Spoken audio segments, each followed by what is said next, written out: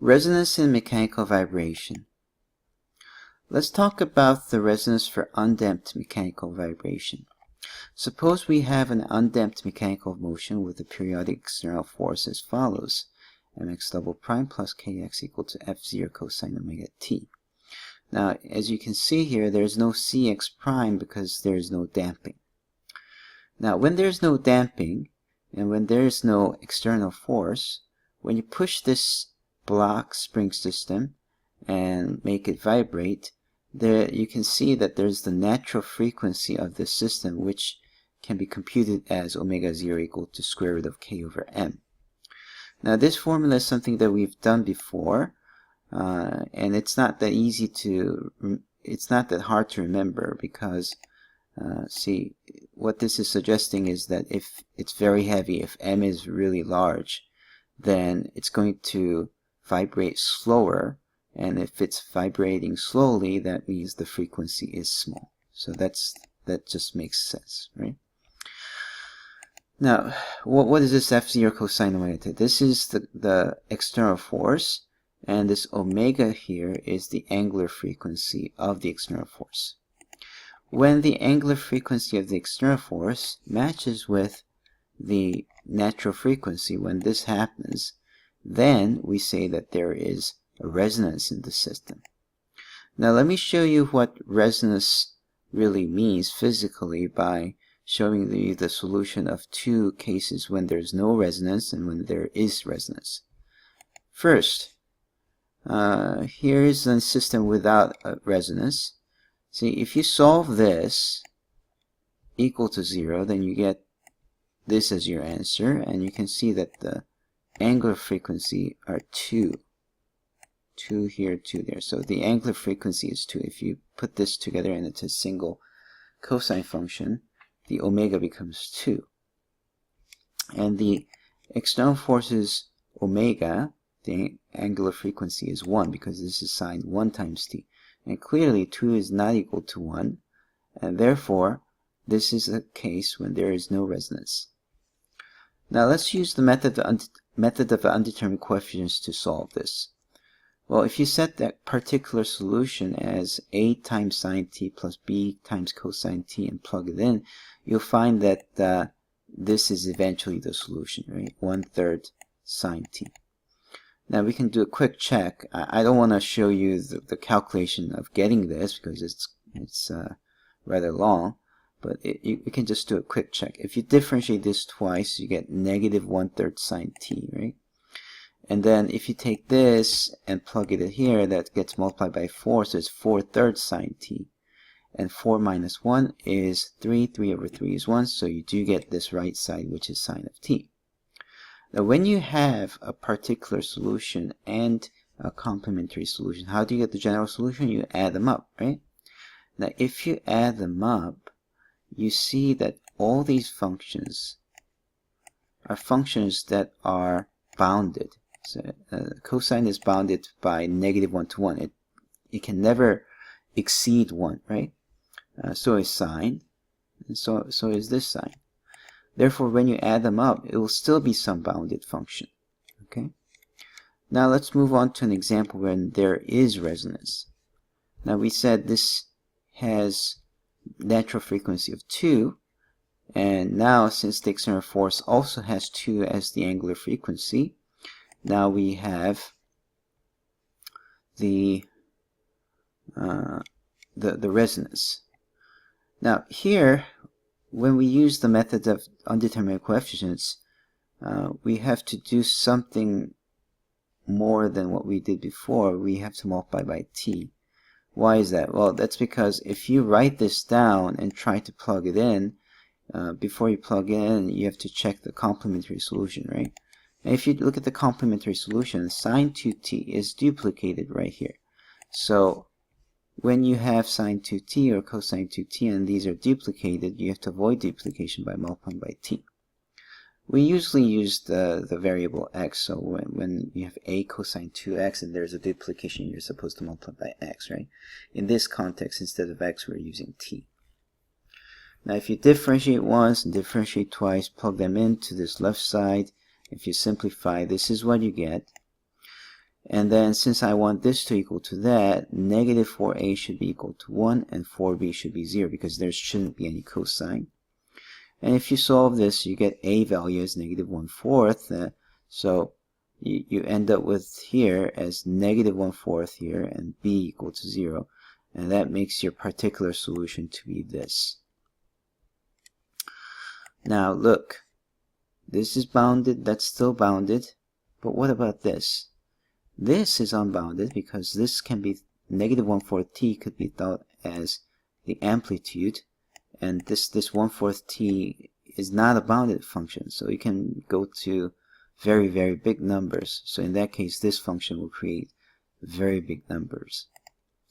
So that's what happens when there is resonance. When there is resonance, you get the oscillation like this. Okay, this is the graph of the particular solution we got, and you can see that it's oscillating wildly, and the amplitude is just getting bigger and bigger and getting uncontrollably dangerously high.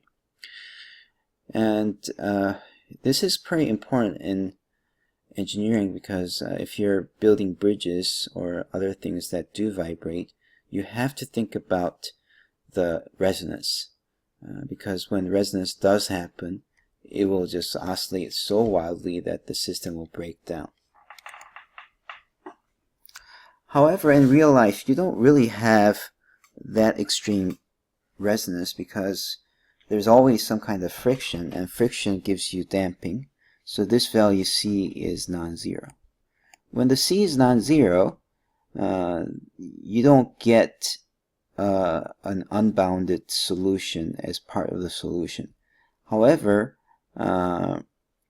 if C is quite small, then you can talk about this system having a particular solution that's quite big. Okay, and then you can talk about, rather than resonance, you can talk about the practical resonance. So let's see what that means. Now, before we move on, let's recall that the complementary solution, when you do have damping, is dying in terms of the amplitude because there's the e to the negative something in front of the cosine sine functions, and therefore this goes to 0 rather quickly.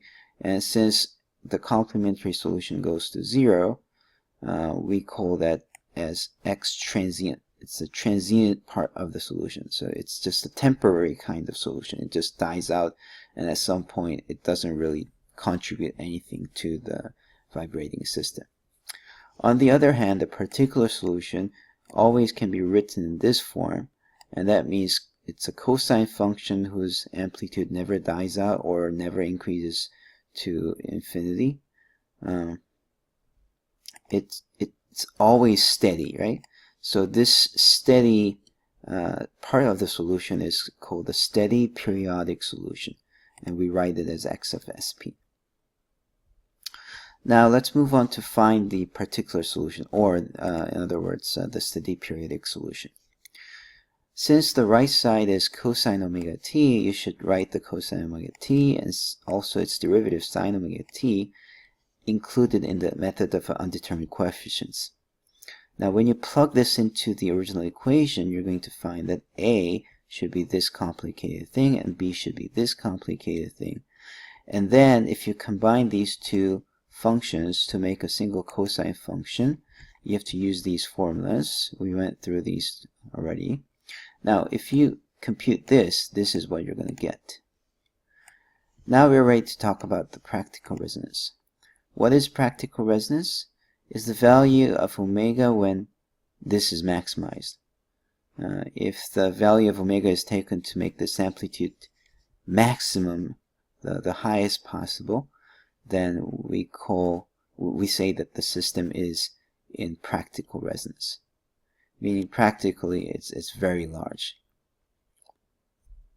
Now, whenever you're trying to make this largest, notice that this is what you have in the denominator, and when you have a fraction with a fraction, the way you make a fraction big is you want to make the denominator small as possible. See, we're thinking about all this as the external force's amplitude to be fixed somewhat. So if we are only allowed to change the frequency, then your goal should be to make this denominator equal to as small as possible. And when you have the minimum value, then what does that mean? That means the derivative should be equal to 0 because it must happen at a critical point, right? So let me give you a quick example of such a thing. Now, let's say you have mass of 1 kilograms, dash pot of 4, I think it's kilogram newtons per meters. So let's say you have that, and then K is 10 newtons per meters. Now, in that case, the question is find the angular frequency of the external force which creates practical resonance. So let's try to compute C. C is this. This is just the formula. And then when you plug in those values, this should have been 10. When you plug in those values, K goes here, M is 1, it goes here, C is 4, it goes here. And then when you take this thing, the radicand inside, remember we want this to be the smallest as possible to make the entire thing big as possible, right? So we take the denominator and differentiate and set equal to 0. We end up saying omega must be 0 too, but omega equal to 0, you can't do that because that means the external force is not oscillating at all. So that's not what the question wants to talk about. So the only oscillating case is when omega is bigger than 0, and this is the case when omega is equal to 2. And we see that 2, the value of 2, is the angular frequency that makes this to have the largest amplitude, the steady periodic solution to have the largest amplitude. So this is the answer to the question.